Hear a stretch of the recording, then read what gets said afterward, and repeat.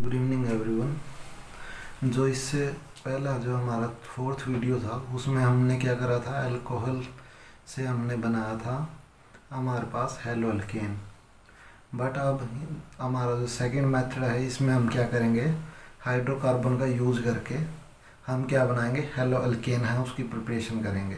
तो इसमें क्या है, जो जनरली हमारे पास जो hello alkane can also be prepared by जो अल्कीन है और अल्काइन है, जो हाइड्रोकार्बन है हमारे पास उसको हम जो हेलोजेनिक एसिड है हमारा उसके साथ रिएक्ट करवाने के बाद में हम जो हमारा प्रोडक्ट है वो हम प्राप्त कर पाएंगे, जो आइडो इथेन या आइडो इथेन, क्लोरोइथेन, ब्रोमोइथेन लाइक इस टाइप के जो मॉलिक्यूल हैं उसकी हम क्या कर पाएंगे, प्रिपरेशन कर पाएंगे। तो इसलिए क्या है, जो हमने क्या करा, हाइड्रोकार्बन पार्ट यूज़ किया है और उसकी हेल्प से हमने क्या बनाना है, हेलो अल्केन है उसकी प्रिपरेशन करनी है।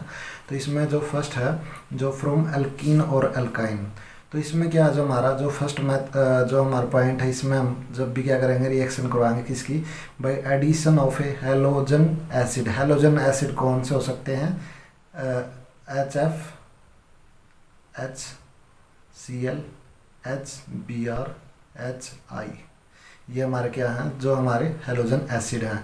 तो हम क्या करेंगे, इनका यूज करके और एल्कीन और एल्काइन से रिएक्ट करवाएंगे तो उससे हम क्या बनाएंगे, हेलो अल्केन है उसकी प्रिपरेशन करेंगे। So alkene react with halogenic acid to form halo alkane.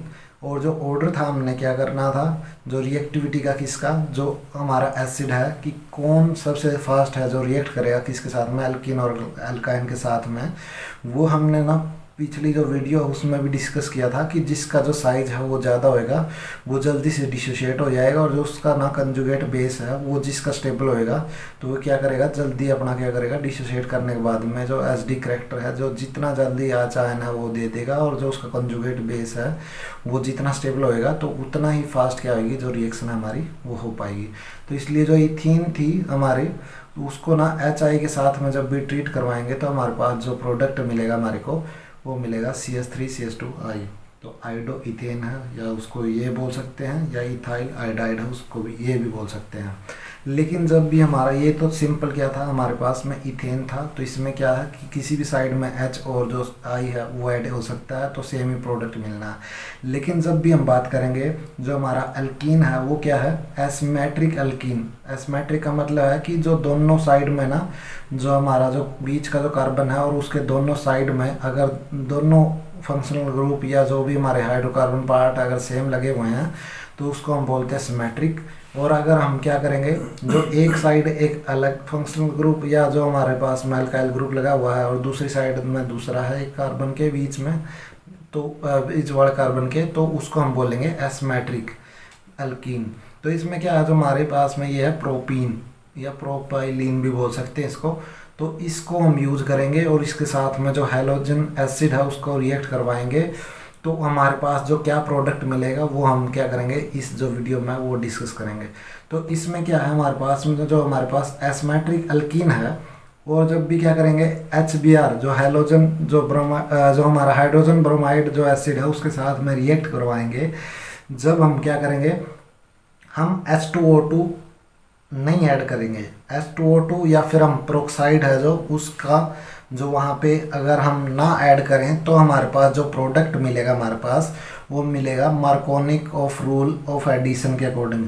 मार्कोनिक of rule of addition ये बोलता है कि जहाँ पे ना ज़्यादा हमारे पास में हाइड्रोजन अटैच है ना जिस कार्बन के, उसी कार्बन के पास जो हमारा हाइड्रोजन है जो एच पॉजिटिव चार्ज है वो वहाँ पे अटैच होएगा, और जो बच्चा नेगेटिव चार्ज है जिसके पास में ना कार्बन के पास कम हाइड्रोजन है उसके पास जाएगा जो हमारा नेगेटिव पार्ट है। तो H पॉजिटिव है वो हमारा जो है ना कॉर्नर वाला जो CH2 है उसके बाद, क्योंकि वहाँ पे क्या है हमारे पास ज़्यादा हाइड्रोजन है इसलिए हमारा जो पॉजिटिव चार्ज यहाँ गया, और जो नेगेटिव चार्ज कहाँ गया, जहाँ पे जो है कार्बन के साथ में जिसके साथ में हाइड्रोजन कम थे वहाँ जाएगा। तो इसी रूल को हम बोलते हैं मार्कोनिक ऑफ एडिशन रूल। तो ये कब लागू होएगा, ये जब होएगा जब हमारे पास कोई प्रोक्साइड है ना दिया हो, और जो हमारा जो सिर्फ HBr के केस में हमारा जो प्रोक्साइड इफेक्ट या हमारा Markovnikov anti Markovnikov addition of rule हमारा लागू होएगा। लेकिन हमने ये चेक कर लेना है कि जो HBr है सिर्फ वो HBr के साथ ही देता है। इसका रीज़न हम ना आगे जो पढ़ते रहेंगे तो उसमें ना हम इसका रीज़न है ना अगली कुछ मिनटों में है ना वो देंगे हम इसका रीज़न क्या है। तो इसमें क्या है, जो HBr का केस है उसमें ही प्रोक्साइड या फिर हमारा एंटी मार्कोनिक रूल लगता है। लेकिन जब है ना प्रेजेंस होनी चाहिए किसकी, जो H2O2 की या फिर हम प्रोक्साइड जो हमारा वो अगर हमारे को दिया हुआ तो ही हमारा जो है एंटी मार्कोनिकॉफ रूल लगता है। और एंटी मार्कोनिकॉफ रूल में क्या होएगा, जो हमारे पास में जो हमारा जो एल्कीन दिया हुआ है, सिमेट्रिक एल्कीन दिया हुआ है, जिस कार्बन के पास ज़्यादा हाइड्रोजन है ना उसके पास तो जाएगा नेगेटिव चार्ज वाला जो मॉलिक्यूल, और जिसके पास में कम हाइड्रोजन है उसके पास हमारा जाएगा हाइड्रोजन मतलब जो पॉजिटिव चार्ज वाला पार्ट। तो इसलिए हम क्या करेंगे, H2O2 का जो है ना यहाँ पे होना वो कंपलसरी है। अगर वो H2O2 नहीं है तो इसका मतलब वो क्या करेगा, मार्कोनियोव एडिशन रूल के अकॉर्डिंग वो हमारा प्रोडक्ट देगा। लेकिन क्या है, जब भी क्या है हमारे पास प्रेजेंस है किसकी, H2O2 या हम प्रोक्साइड या बेंजाइल प्रोक्साइड या किसी भी प्रोक्साइड के साथ में रिएक्शन अगर देंगे HBr की एरोमेटिक एल्कीन के साथ में, तो हमेशा जो प्रोडक्ट बनेगा वो एंटी मार्कोनियोव रूल के अकॉर्डिंग मिलेगा। तो एंटी मार्कोनिकॉफ रूल बता दिया क्या है कि जहाँ पे ना ज़्यादा हाइड्रोजन है उसके पास तो नेगेटिव चार्ज आएगा, और जहाँ पे कम हाइड्रोजन है उसके पास पॉजिटिव चार्ज आएगा, और जो प्रोडक्ट हमारा ये बनेगा हमारे पास 1 ब्रोमोप्रोपीन टाइप का जो प्रोडक्ट बनेगा। लेकिन इसमें क्या बना था, जो मार्कोनिकॉफ रूल में बना था 2 ब्रोमोप्रोपीन। इसका एक रीज़न है वो हम ना नेक्स्ट जो पेज हैं उन पे हम डिस्कस करेंगे। तो अभी के लिए यही ध्यान रखना हमने, जहाँ पे ना ब्रोमीन का केस है सिर्फ ब्रोमीन के साथ ही अगर हमारे पास प्रोक्साइड दिया हो तो उसके साथ में जो प्रोडक्ट है वो हमारा एंटी मार्कोनिकॉफ रूल के अकॉर्डिंग बनेगा। और लेकिन क्या है, अगर एब्सेंस दिया हो तो उसमें ना सिर्फ जो प्रोडक्ट है मार्कोनिकॉफ एडिशन रूल के अकॉर्डिंग बनेगा। तो ये सिर्फ हमने क्या करना है, HBr के केस में ही देखना है। अगर जो हमारे पास जो ClBr और जो हमारे पास आयोडाइड फ्लोराइड है वो दिया होगा तो उसमें ये जो रूल है वो नहीं लग पाता, उसका भी एक रीज़न है। तो इसलिए हम जो नेक्स्ट है जो पेज है उनमें हम डिस्कस करेंगे।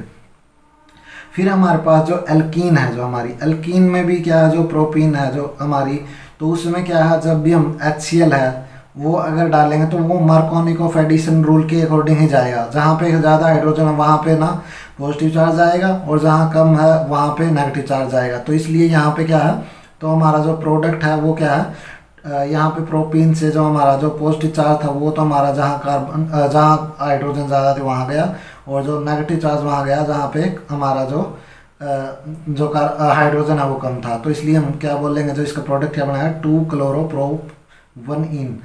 तो इसमें क्या हमारे पास में जो कौन सी पोजीशन पे 1 और 2 पोजीशन पे क्लोरो है, और प्रोप क्योंकि 1 2 3 कार्बन है तो प्रोप 1 पोजीशन पे क्या है, डबल बॉन्ड है। तो इसलिए क्या है, 2 क्लोरोप्रोपीन इसका नाम हमने दिया। फिर जब भी हम क्या करेंगे, ये तो हमारे पास में एक जो मॉलिक्यूल ऐड किया था HCl का, फिर दूसरा आएगा तो दूसरा भी मार्कोनिक एडिशन रूल के अकॉर्डिंग होएगा। तो इसलिए क्या, जहाँ पे ना हाइड्रोजन ज़्यादा वहाँ पॉजिटिव चार्ज आएगा, जहाँ नेगेटिव चार्ज वहाँ जाएगा जहाँ पे नहीं है। तो इसलिए फिर हम बोलेंगे 2 डाइक्लोरोप्रोपीन, जो क्या है एडिशन करने के बाद में तो 2 मॉलिक्यूल जो हमारा हैलोजन एसिड है तो उसके हम डाल के हम प्रोडक्ट क्या ऑब्टेन कर सकते हैं, 2 डाइक्लोरोप्रोपीन।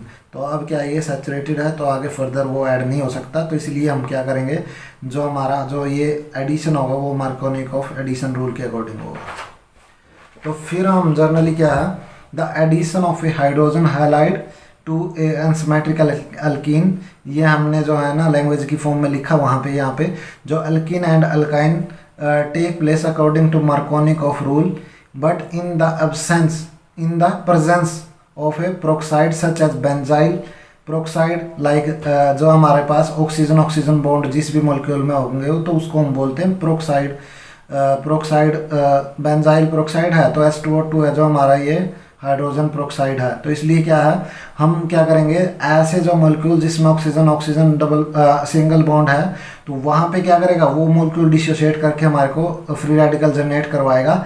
लेकिन जो क्या है, हम जो प्रोक्साइड जो इफेक्ट है या फिर हम बोलते हैं जो मार्कोनिकॉफ रूल है, लेकिन किसके छोड़ के, जहाँ पे ना प्रेजेंस होगा प्रोक्साइड है, बेंजाइल प्रोक्साइड है, जैसे हाइड्रोजन प्रोक्साइड है, जब भी क्या करेंगे ऐड करेंगे किसके केस में, जो HBr सिर्फ HBr के केस में, ना कि HCl और HI।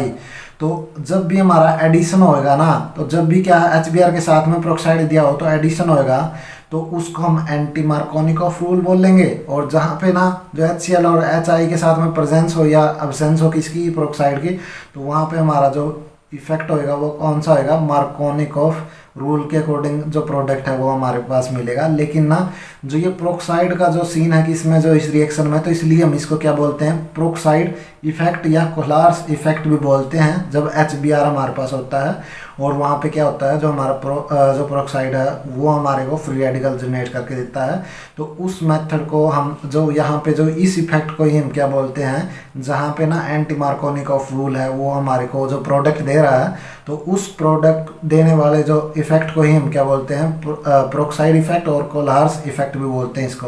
तो इसमें ये हमारे को दिखाया गया, या जो अल्कीन ली है, प्रोपाइलिन है जो, या एस्मेटिक अल्कीन है, उसको जब HBr के साथ में रिएक्ट करवाएंगे प्रेजेंस ऑफ किसकी, जो प्रोक्साइड की, तो कौन से मेथड के अकॉर्डिंग यहाँ प्रोडक्ट देगा, एंटी मार्कोनिकॉफ रूल या के अकॉर्डिंग क्या देगा, वो प्रोडक्ट दे देगा। और वो प्रोडक्ट क्या मिलेगा, 1 ब्रोमो प्रोपेन है वो मिलेगा।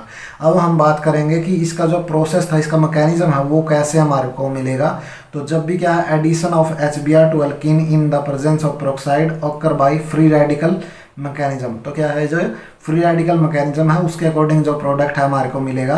तो इसमें जो हमारा जो मैकेनिज्म है वो 3 स्टेप में हमारे पास दिया हुआ है। तो फर्स्ट जो स्टेप होता है इसमें क्या है, इनिशिएशन स्टेप होता है कि इसमें क्या फ्री रेडिकल को जनरेट करते हैं। तो जनरेट करने के लिए इसको क्या, जो प्रोक्साइड था बेंजाइल प्रोक्साइड, उसको हीट करेंगे। तो हीट करने के बाद में फ्री रेडिकल है वो जनरेट हो जाएगा यहाँ पे। तो फिर सेकंड स्टेप में उसको क्या है, वो थोड़ा हीट करने के बाद में जो ये हमारे पास जो रेडिकल था यहाँ पे जो CO2 गैस है उसको प्रोड्यूस कर देगा, और जो हमारे पास में C6H5 रेडिकल है उसकी जनरेशन है वो कर देगा।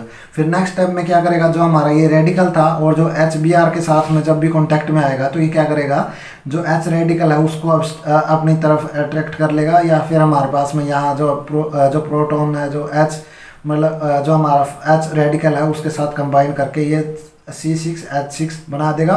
और जो फर्दर क्या है, जो नया जो हमारे पास जो न्यू रेडिकल है उसको क्या कर देगा, वो क्रिएट कर देगा। तो क्रिएट कर देगा तो उसके बाद में जो ये फर्स्ट टाइप था इसमें क्या करा, इसने इनिशिएट किया किसको, रेडिकल को, नया जो रेडिकल है उसको जनरेट किया। और या फिर हम बोल सकते हैं कि हमारे पास यहाँ पे रेडिकल है उसकी जनरेशन हुई है। तो इस स्टेप को हम क्या बोलते हैं, इनिशिएशन स्टेप बोलते हैं। फिर जो हमारा जो ये इनिशिएट हुआ या फिर हमारे पास जो जनरेट किया हुआ जो हमारा रेडिकल था वो क्या करेगा, फिर वो फर्दर क्या है, एक प्रोपगेशन जो स्टेप है उसमें क्या है, फर्दर रिएक्शन है वो किसी एक रेडिकल से दूसरे रेडिकल से साथ में रिएक्ट कर करके फर्दर जो चैन है उसमें कन्वर्ट करता रहता है। तो उस जो प्रोपगेशन स्टेप वो क्या है, 2 स्टेप का है। इसमें क्या है, जो हमारे पास जो प्रोपीन थी वो क्या करेगी, जो रेडिकल है उसके साथ में रिएक्ट करेगी। तो रेडिकल के साथ में रिएक्ट करेगी तो हमारे पास यहाँ पे ना एक जो Br है उसके साथ में रिएक्ट करने के बाद में जो सेकेंडरी है ना वो रेडिकल जनरेट कर देगी। तो यहाँ पे ना 2 पॉसिबिलिटी थी, एक तो हमारे पास में जो रेडिकल बने वो हमारे पास सेकेंडरी रेडिकल बने, और एक क्या थी हमारे पास, वो हमारे पास थी जो हमारे पास प्राइमरी रेडिकल बने। तो ये हमारे पास 2 पॉसिबिलिटी थी। लेकिन जनरली हमने जैसे हमारा कार्बोकेटायन का जो ऑर्डर था ना स्टेबिलिटी का, तो उसी प्रकार हमारे पास किसका है, जो हमारे पास रेडिकल की स्टेबिलिटी का ऑर्डर है। तो इसलिए क्या है, इस स्टेप में क्या हमारे पास जो टर्सरी, सेकेंडरी और प्राइमरी ये हमारा ऑर्डर है किसका, स्टेबिलिटी का। तो इसलिए क्या है, जो सेकेंडरी जो रेडिकल है ना वो मोर स्टेबल है। तो इसलिए क्या है, यहाँ पे जो सेकेंडरी रेडिकल है उसकी फॉर्मेशन हुई है। और जो Br पार्ट है वो क्या है, जो हमारे पास में कार्बन जो जिसके पास में ज़्यादा हाइड्रोजन थे उसके पास साथ में रिएक्ट किया। और जो हमारे पास जो क्या था, जो जो रेडिकल है उसकी जो स्टेबिलिटी है उसकी वजह से हमारे पास जो है ना ये रेडिकल है ना सेकेंडरी रेडिकल जनरेट हुआ है। और फिर फर्दर क्या करेगा, जो ये रेडिकल क्रिएट हुआ है वो HBr के कॉन्टेक्ट में आएगा और H क्या करेगा, वो एक्सट्रैक्ट कर लेगा रेडिकल के फॉर्म में, और हमारे पास जो 1 ब्रोमो प्रोपेन है उसकी फॉर्मेशन कर देगा, और साथ में ना एक नया जो रेडिकल है Br उसको क्रिएट कर देगा। तो ये था हमारे पास जो प्रोपगेशन स्टेप। और जो लास्ट स्टेप है वो हमारे पास टर्मिनेशन स्टेप। तो थर्ड स्टेप है उसमें क्या करेगा, टर्मिनेशन का मतलब है जो भी हमारे रेडिकल थे वो एक दूसरे के साथ कंबाइन करके वो क्या कर देंगे, रिएक्शन को स्टॉप कर देंगे। तो जो हमारे पास में जो हमारा टर्मिनेशन जो स्टेप है उसमें क्या है, वो हमारे पास में जो फर्स्ट स्टेप है, जो हमारे पास में ब्रोमीन रेडिकल थे ना वो एक दूसरे के साथ में क्या कर जाएंगे, कंबाइन कर जाएंगे। तो कंबाइन करने के बाद में जो क्या है, जो ब्रोमीन Br2 है उसकी फॉर्मेशन हो जाएगी। तो हमारा यहाँ पे Br2 है उसकी फॉर्मेशन हो जाएगी, और यहाँ पे जो रिएक्शन है जो ब्रोमीन के साथ में होने ब्रोमीन फ्री रेडिकल की वजह से हो रही थी, वो क्या कर जाएगी, स्टॉप कर जाएगी।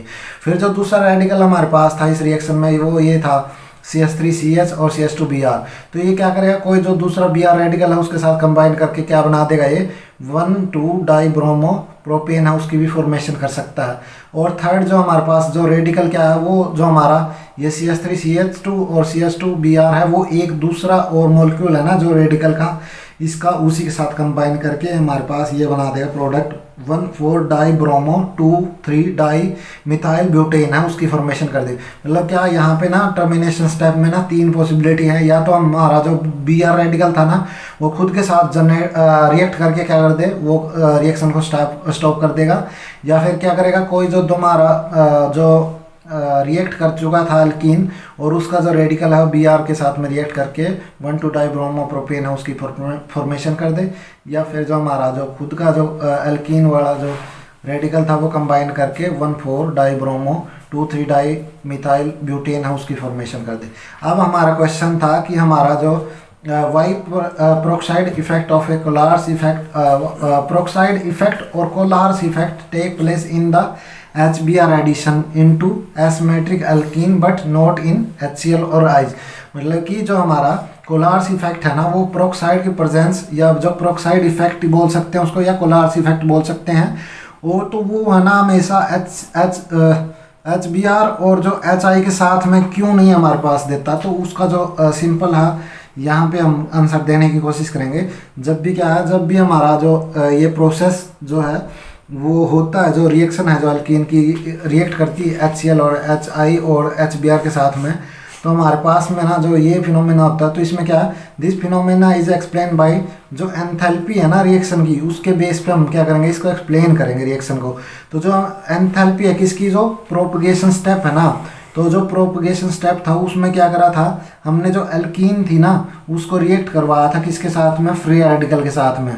तो जो फ्री रेडिकल के साथ में रिएक्ट किया था, तो जो उसकी जो एंथैल्पी है ना, फर्स्ट एंथैल्पी थी, वो तो जब भी फ्लोरीन के साथ में रिएक्ट कर रही थी वो थी -209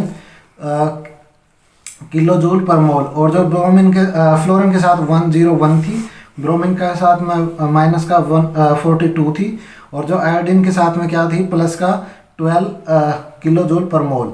लेकिन सेकंड स्टेप में क्या हुआ, जब भी ये ना रिएक्ट कर चुका था, तो अब क्या था, इसने रिएक्ट करना था जो सेकंड स्टेप में। तो ये जब भी रिएक्ट करेगा तो उसमें जो उसकी एंथैल्पी थी ना, वो थी हमारे पास में -159 किलो जूल पर मोल, और जो क्या था क्लोरीन के साथ में थी +227, और ब्रोमीन के साथ में सेकंड स्टेप में थी 37 नेगेटिव, और जो हमारे पास आयोडीन के साथ में वो थी 109 नेगेटिव।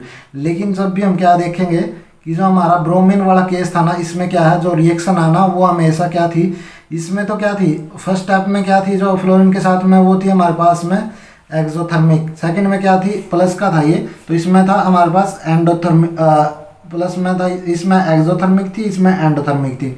इसमें क्लोरीन के साथ में, इसमें फर्स्ट स्टेप में एक्सोथर्मिक थी, सेकंड में एंडोथर्मिक थी। लेकिन जो ब्रोमीन था ना, ब्रोमीन के केस में दोनों में क्या ही थी, वो एक्सोथर्मिक थी। तो इसलिए हम बोलते हैं कि जो हमारे पास में ना आयोडीन था उसके साथ में फर्स्ट स्टेप में एंडोथर्मिक थी और सेकंड स्टेप में एक्सोथर्मिक थी। लेकिन जो ब्रोमीन का केस था ना, दोनों में ही क्या थी, वो एक्सोथर्मिक रिएक्शन थी। इस वजह से हमारा जो प्रोक्साइड इफेक्ट है ना, वो यहाँ पे ना सिर्फ HBr के साथ में ही, जो हमारा HBr एसिड था वो रिएक्ट कर रहा था किसके साथ में, अल्कीन के साथ में, उसके साथ ही शो कर रहा था, तो और दोनों के साथ में नहीं कर पा रहा था। तो इसलिए हमने इसमें इस टेबुलर फॉर्म में यही लिखा है, from this table it is clear that only with the HBr both step are exothermic and hence the peroxide effect is observed, but with the HCl or HF or HI peroxide effect is not observed because the second step involving the reaction of a carbon radical with the HCl, HF or HI is endothermic, and the peroxide effect is also not observed with the HI because the first step involving the addition of iodine radical to alkene is endothermic. तो इसमें क्या था कि जो बाकी के case बचे थे HBr मतलब बियर ब्रोमीन से छोड़ के, तो उसमें एक स्टेप में तो एंडोथर्मिक था, दूसरे स्टेप में एक्सोथर्मिक था, लेकिन ना ब्रोमीन के साथ में क्या था, दोनों केस में क्या था, एक्सोथर्मिक रिएक्शन थी, तो इस वजह से यहाँ पे क्या कर रहा है, वो प्रोक्साइड इफेक्ट है वो शो कर रहा है। तो इसलिए हम बोल सकते हैं कि जो हमारा प्रोक्साइड इफेक्ट है उसकी वजह से क्या था, हमारे पास जो हमारा जो अल्कीन था, बंद हो गया।